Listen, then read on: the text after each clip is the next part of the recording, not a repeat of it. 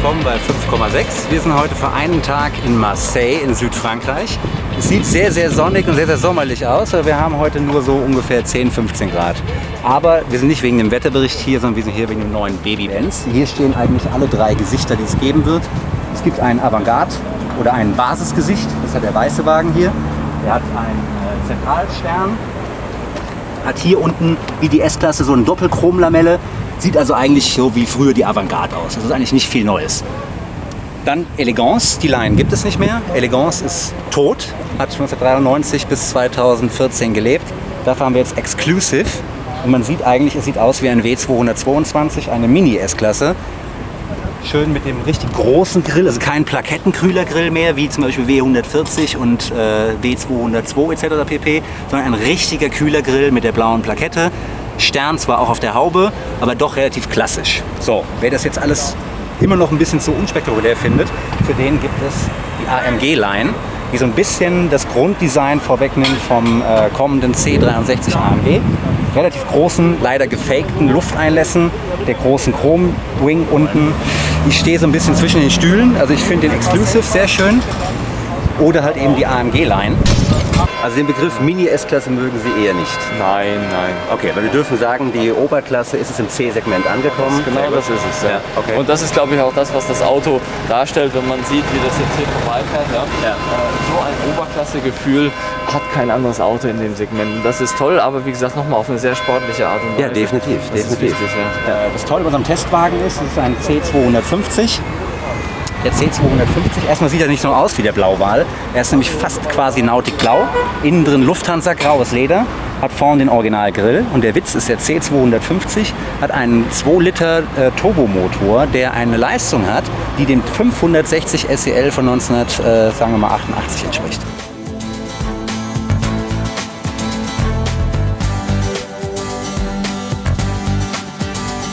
So, jetzt sind wir bei einem ganz, ganz großen Highlight in meinen Augen von den ganzen neuen Mercedes-Modellen, angefangen mit dem W212 Mopf über den W222 und jetzt eben auch mit dem Baby-Benz.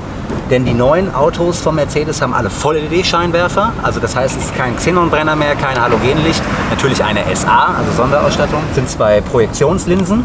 Dadurch verteilt sich auch das Licht anders als bei Xenonlicht, also man hat breitflächigeren Lichtkorridor. Dadurch umgeht man auch ein bisschen diese gesetzliche Vorgabe und hat deswegen keine Scheinverreinigungsanlage mehr.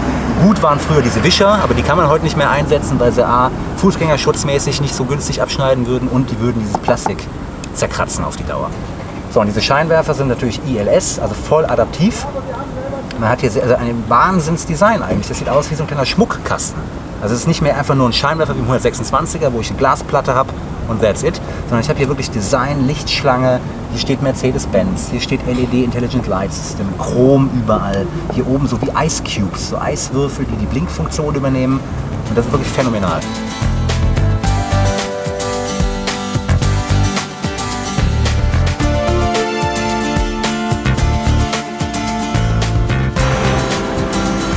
So, wir sitzen jetzt hier im Interieur der neuen C-Klasse und Mercedes sagt selber, so als Pressetext, dieses Auto überspringt 2 Generationen. Man hat hier eine Fertigungsqualität und Materialqualität, da kommt auch ein 1985er Mercedes nicht mit, bei weitem nicht. Zum Beispiel sieht man hier sehr schön, wenn die Kamera das einfangen kann, dass das Armaturenbrett komplett bis hier gefertigt wird. Also dass das ein ganz tiefgehendes Material ist und man dadurch, wenn man die Automatik 7 G-Tronic hat, diese Holzpanel einteilig bis hier unten durchgeht. Das hier ist das moderne Zebrano, theoretisch. Früher war es zwar quergestreift, heute ist es mal längs gestreift. Ich glaube, längs trägt weniger stark auf als Querstreifen, ich weiß es gerade nicht. Auf jeden Fall ist das ein Teil, also sehr, sehr hochwertig, weiterhin auch echtes Holz. Und so eine edle Mittelkonsole, wir sprechen ja von einer C-Klasse, gab es eigentlich zuletzt im C215 oder C216, sprich dem gerade frisch verstorbenen CL-Coupé, Neudeutsch S-Klasse Coupé. Und wenn man Fan ist der neuen S-Klasse, freut man sich natürlich an den ganzen Details. Und man hat hier sehr, sehr hochwertig die Schalter aus der S-Klasse für die Fensterheber und die Sitzverstellung. und diese spezielle Optik, die so ein bisschen Perlmutt-Metall geschliffen daherkommt, übernommen in diese Fahrzeuggeneration. Und sehr schön hier, es gibt zwar keine 7002, ist es 7002? 7002 lackierten Leuchthell-Orange-Zeiger, aber wir haben Leuchthell-rote Zeiger. 2007 wäre es, aber... 2007, der Kollege weiß es besser, sehr gut.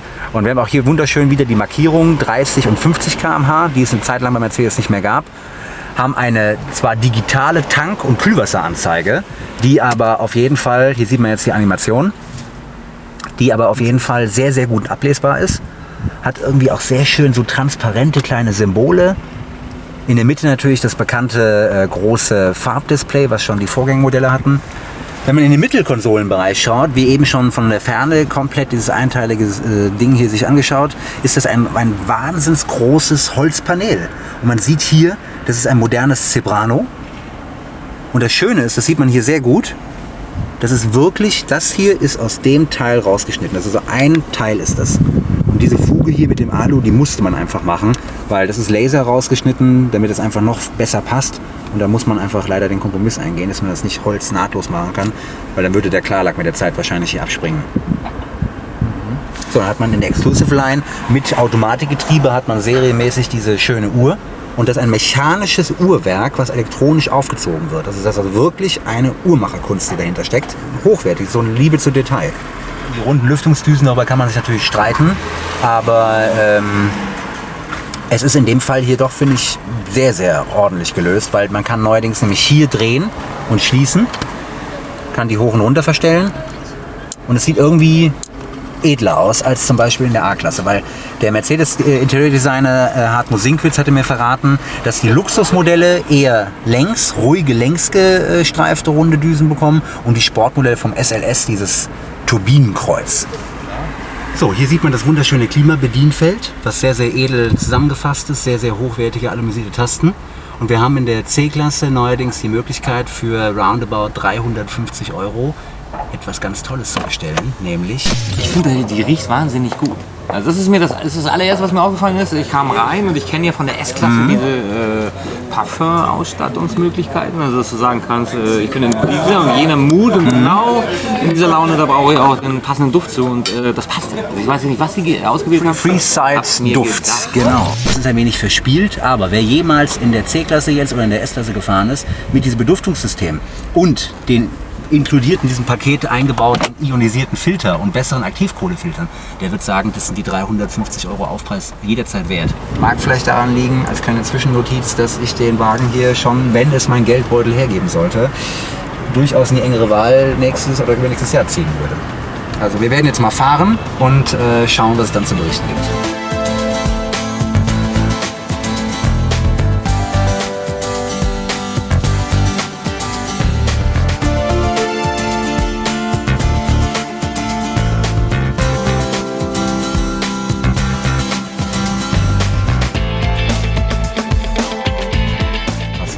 Das sieht so krass aus gerade.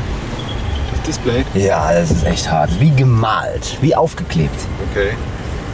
Also wie wenn so eine Folie aufgeklebt wäre. Bitte nach 200 Metern rechts. Weil das zeigt mir jetzt an, Zielrichtung, Straße nicht erfasst, Geschwindigkeit. Ja.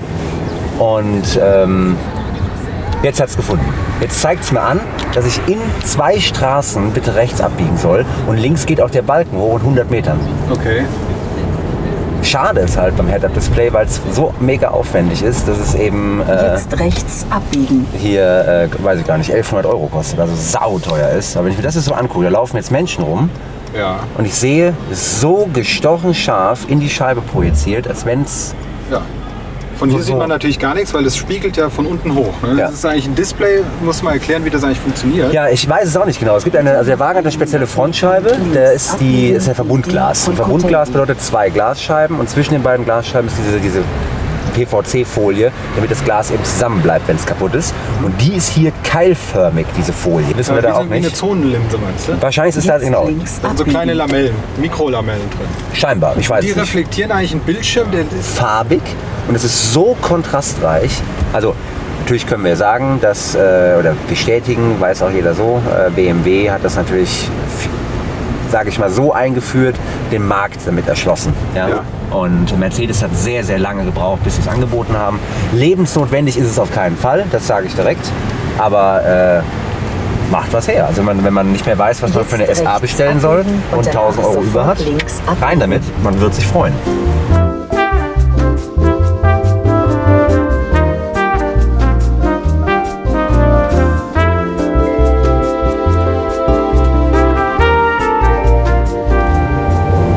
Wir testen jetzt mal die Airmatic im Sport Plus Modus. Das ist ein Modus, wie wir gelernt haben von dem Fahrwerksfachmann, den es so eigentlich bisher nie gab. Außer bei AMG-Fahrzeugen, wenn die Airmatic hatten. Und der W205 schafft es hier wirklich, dass man quasi keine Seitenneigung hat, obwohl das Vollkontroll hat. Das ist halt wirklich sagenhaft. Ja, und das, was man sieht, ist nicht beschleunigt, das Video. Das ist hier Echtzeit. Der Christianste des Lebens. Den haben wir hier auch schon wieder eingeholt. Hier. Und ich sitze hier und ich habe meinen leichten. Das Fahren sensationell. Wie die Lenkung arbeitet, gerade das war für mich ein großes Manko beim Vorgänger. Mit sehr indirekter Lenkung hier präzise.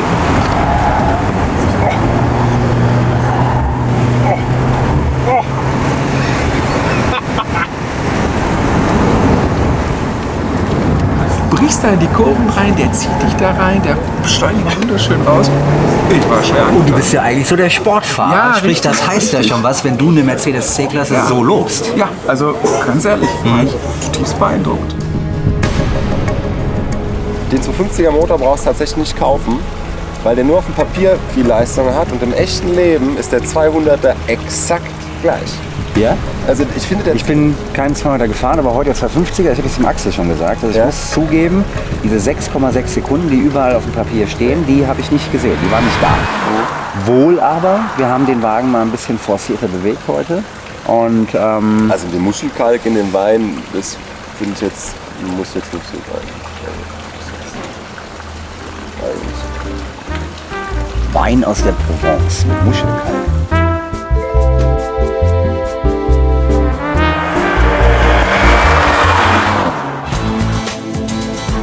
Also hier unten ist schon der Sommer, also die Sommerzeit ein bisschen näher, weil es einfach super lange hell ist.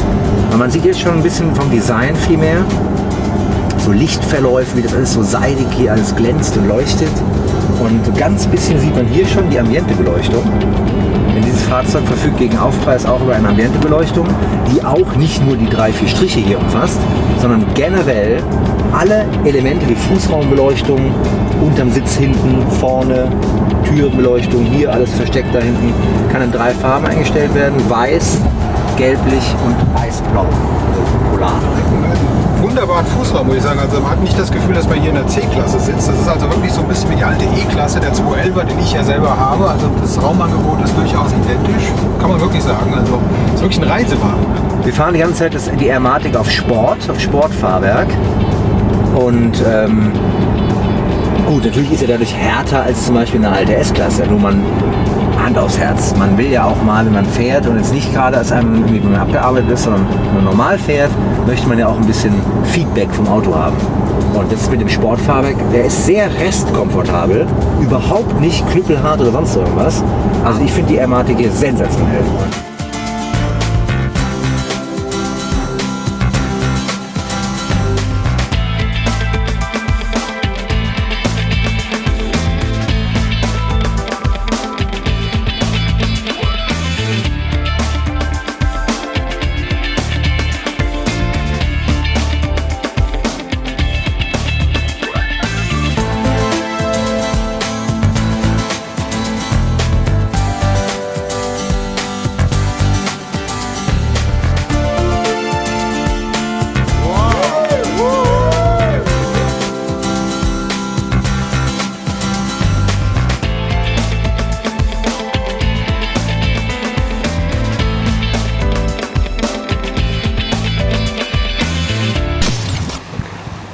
Herr Christiansen, warum gucken Sie denn so betrübt?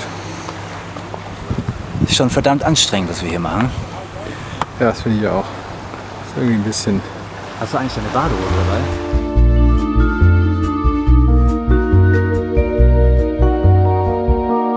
Ja, Man muss den natürlich. Shit machen. Ja, klar. Die Winkel steht bereit. Ja.